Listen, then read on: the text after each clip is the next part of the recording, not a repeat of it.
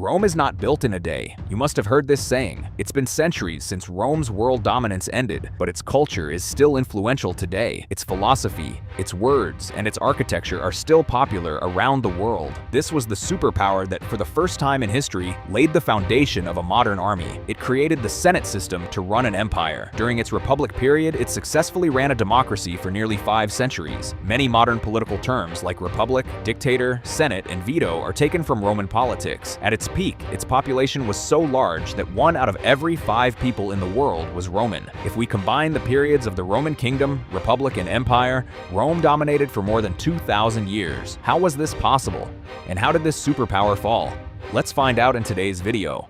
There are many mythological stories about the beginning of Rome. According to one story, there were 2 twin brothers, Romulus and Remus, who were thrown into a river as babies because they were the illegitimate children of the god of war, Mars. Somehow they reached forest, where a wolf saw them and raised them like its own children. Later, they built a settlement near the Tiber River, but after some time, a conflict started between them over control of the city. In this fight, Remus died, and Romulus named the city Rome. There are a few more mythological stories like this, but according to modern research, these were created by Roman historians to give their kingdom a legendary origin. To understand the real beginning of Rome, we looked at modern research and found that according to archaeological records, Rome was established around 625 BC. Initially, it was a small trading center near the Tiber River, which slowly developed into a city. At that time, this region was called Etruria and Latium. People lived in small villages and possibly united to protect themselves from invasion, which led to the formation of Rome. From 600 BC to 510 BC is considered the period of kings in Rome. Interestingly, kings were not chosen on a hereditary basis.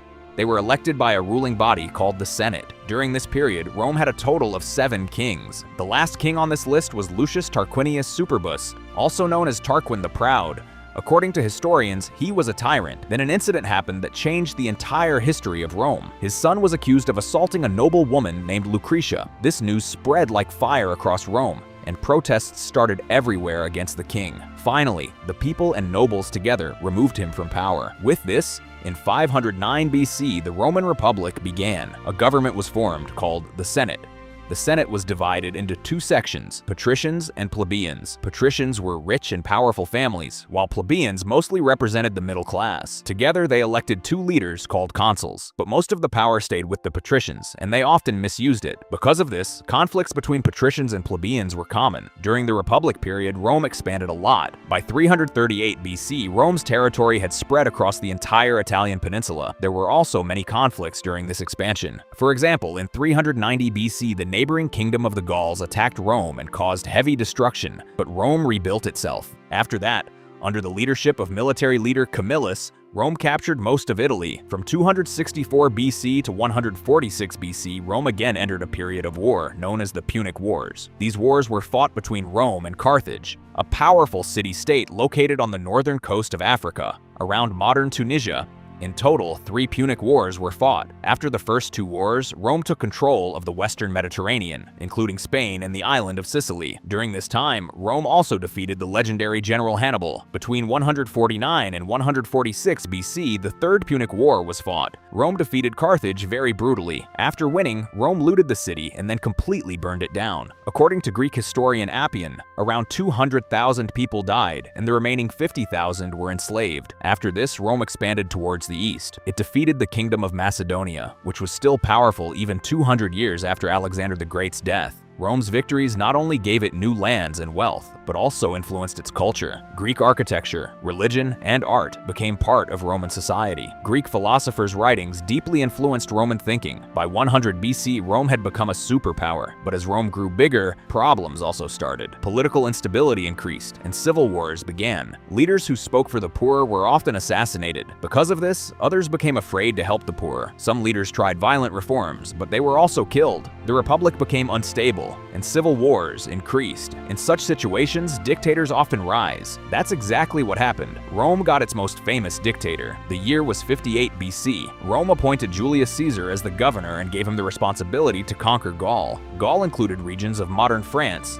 Belgium, Switzerland, and parts of Germany. But conquering Gaul was not easy. The Gauls were independent and didn't want to be ruled. They chose Vercingetorix as their leader and prepared for war. This war, known as the Gallic Wars, lasted for 6 years. In 52 BC, Caesar surrounded the city of Alesia for months, starving the people. After winning, it is said Caesar killed around 1 million Gauls and enslaved another million. This victory made Caesar extremely popular in Rome. The Senate became insecure because of his growing power. They ordered him to return without his army, but Caesar refused. He formed an alliance with Pompey and Crassus, called the First Triumvirate. For some time, they controlled Roman politics, but like all alliances, this one also broke. Crassus died in battle. Then a power struggle started between Caesar and Pompey. Pompey joined the Senate against Caesar. In 49 BC, Caesar crossed the Rubicon River with his army. This started a civil war. In 48 BC, Caesar defeated Pompey. Pompey fled to Egypt, where he was killed. Now Caesar had full control of Rome. He declared himself dictator for life. His rule lasted from 49 BC to 44 BC. He introduced reforms and helped the poor. People started seeing him like a savior, but some senators opposed him. They wanted to restore the republic. On March 15th, 44 BC, during a Senate meeting, Caesar was attacked and stabbed 23 times. Among the attackers was Brutus. Caesar's last words are believed to be,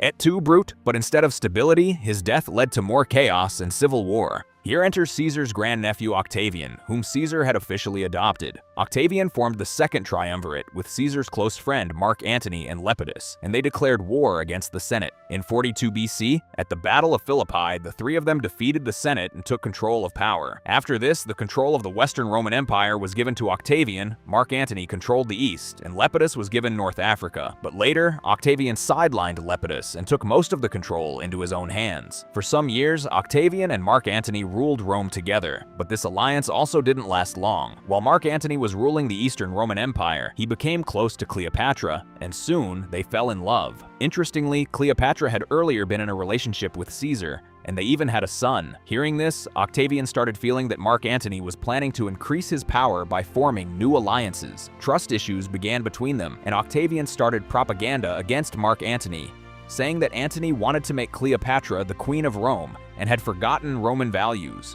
Eventually, he declared Antony a traitor. In response, Mark Antony questioned Octavian's legitimacy, saying he had no real claim to Rome because he was not Caesar's biological son. After this, war broke out between them. After several battles, in 31 BC, the Battle of Actium took place, where Octavian's naval forces defeated Antony and Cleopatra's fleet. After that, both of them fled to Egypt. But Octavian didn't leave them there. He sent his army and besieged them for a year. Finally, in 30 BC, Antony and Cleopatra accepted defeat and both committed suicide.